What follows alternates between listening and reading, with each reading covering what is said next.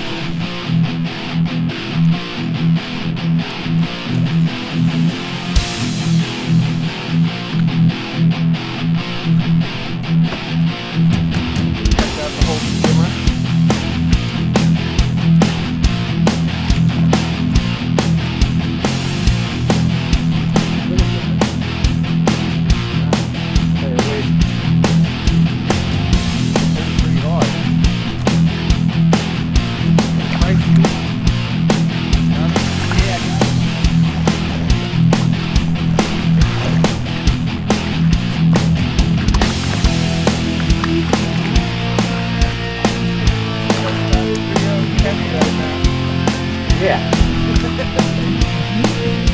Full fish. Yeah, probably 12 feet.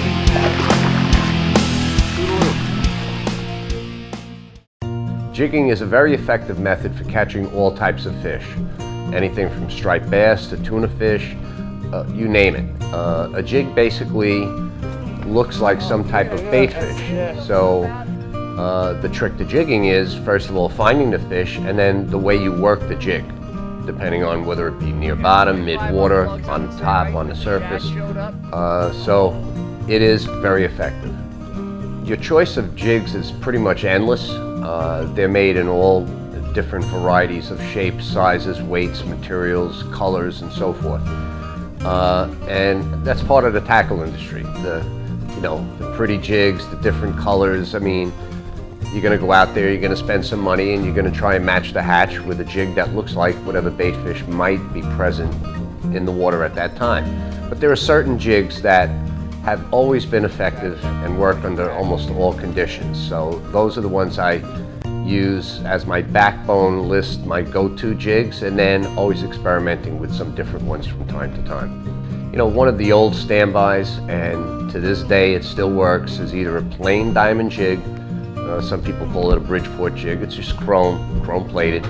Or I actually prefer a little bit better the hammered variety, which looks like a ball peen hammer hit a smooth jig, and it's all a dimpled surface, and I think it reflects light a little bit differently, and it may look like scales on a bait fish of some sort. And so these jigs have been very effective here for the striped bass, anywhere from 6 to 10 ounce hammered in silver, and I found that the gold color or copper color seems to be outfishing the silver to some degree. So those are my go-to jigs. The tackle I like to employ for jig fishing is a fairly stout rod. I like a rod that has kind of soft tip, but it loads up pretty quickly. So you got a little bit of flexibility and give in the tip, but when you hook a good fish, and these fish fight very hard on jigs because they don't have a bait stuck down their throat, they're just lip hooked. You're in fairly deep ocean water for the most part, so they fight very hard, and so you're going to need a pretty tough rod to control them. So I definitely like carbon fiber rods. They're light, they're easy to handle and hold, because jigging, requires some energy. You're constantly working the rod while you're jigging, whichever method you're using. So I'd say a medium heavy action, like a little bit of a giving tip and a stout back section, so it will load up and provide a lot of power. As far as line goes, I prefer braided line. I use both. I've been experimenting over the years, trying different things.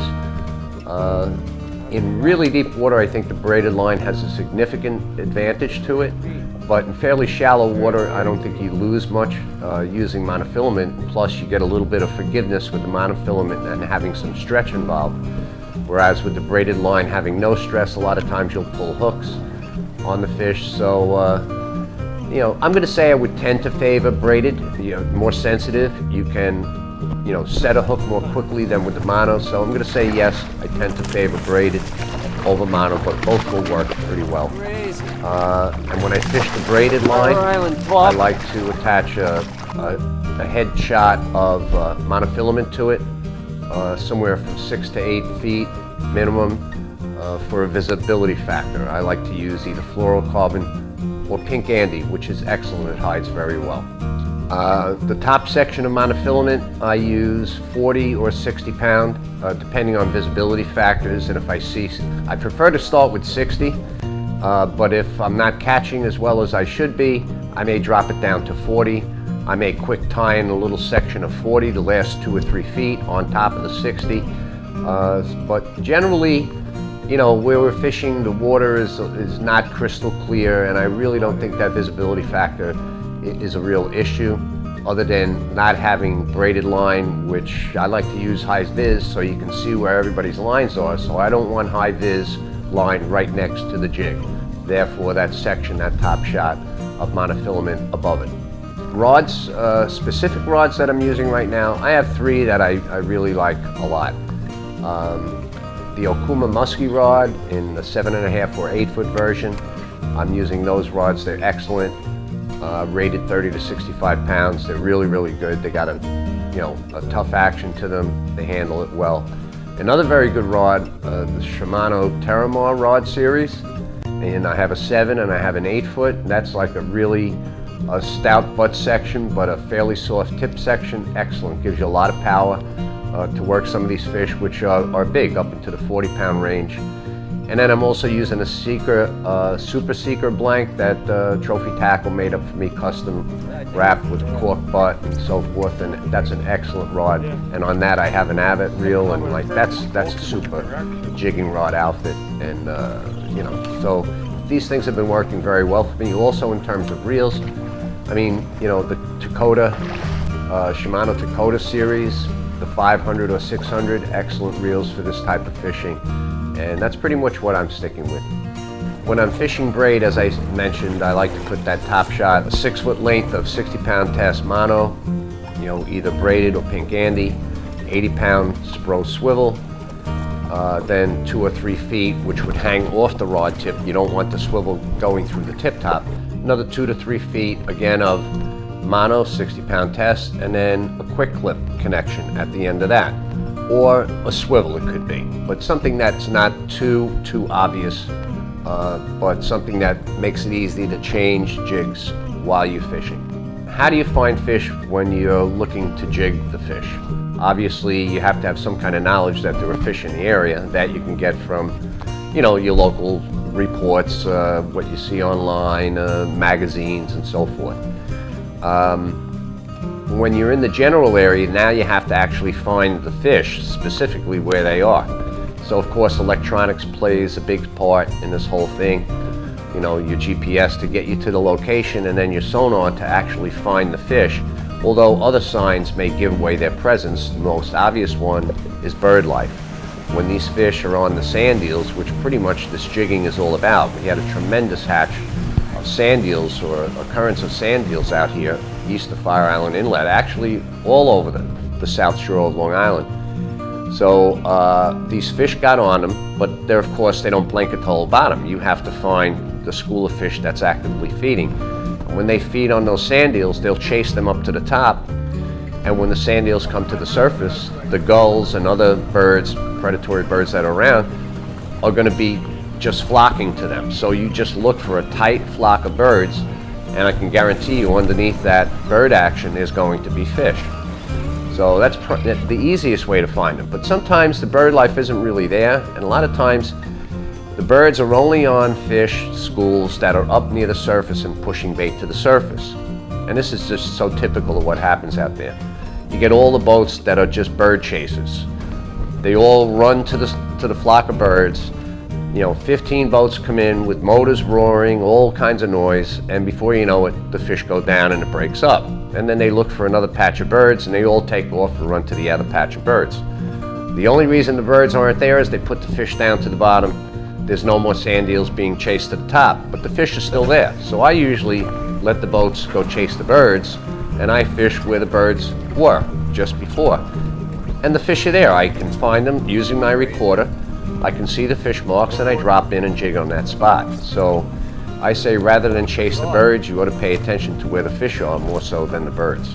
But the bird life does help you get started to find an area that's going to be productive. There are a couple of different jigging styles, actually 3 that I know of. One I would call yo-yoing, where you're just simply pumping the rod up and down, all right, and the jig's going to rise and it's going to flutter and fall back. Or squidding, which is letting the jig drop to the bottom and then retrieving quickly by cranking on the reel. So the jig's going to take a long shot up to the surface, then free spooling it and letting it drop back down. That would be referred to as squidding. Or casting and working a jig horizontally nearer to the surface of the water column. So I think the yo-yoing is going to work more effectively when the fish are really hugging the bottom and in shallower water, let's say up to 30 or 40 feet. The squidding seems to be more effective in deep water, 50 feet or greater, where you do have a good water column to retrieve that lure and a long retrieve upward and then a long flutter back down. So deeper water is more conducive to squidding. And the horizontal jig motion when the fish are up near the surface, when they're up near the top busting water. That works best. You know, while jigging, and actually any kind of fishing, safety is always an issue. That's one of those reasons I believe everyone should have glasses on. I wear shatterproof sunglasses all the time on the water, and it's a must. When you're jigging and you have a fish, a lot of pressure on the line, he's up near the surface, you have a 6 or an 8 or a 10-ounce jig with a lot of pressure on it and it breaks loose out of the fish's mouth, be aware that jig's going to come flying back into the cockpit and maybe hurt someone. So you really have to kind of, you know, have your wits about yourself when the fish is near the side of the boat. That's why when it comes up near the top, I always try to get my hand quickly on the line so I can control it. If the jig's, you know, slips or something, I want to get my hand on it right away and prevent it from flying around. I grab hold of the jig. The nice thing about jig fishing too is the jig is always sticking out of the mouth, so you have a handle to grab onto when the fish comes up near the boat. As opposed to, let's say, with a plug, you can't put your hand near it because of all the hooks sticking out, in which case you want to use a boga grip. So with a jig, you can just quickly grab hold of it and control the fish at that point. But you have to be aware, watch out, be safe around these fish and around this kind of tackle. Now, all the tackle and so forth I was talking about, the lines, the reels, the rods, the jigs, all available at Trophy Tackle or online at tunafishtackle.com. So you can take care of all your jigging needs by going and seeing John Nappo or going online and ordering what you need.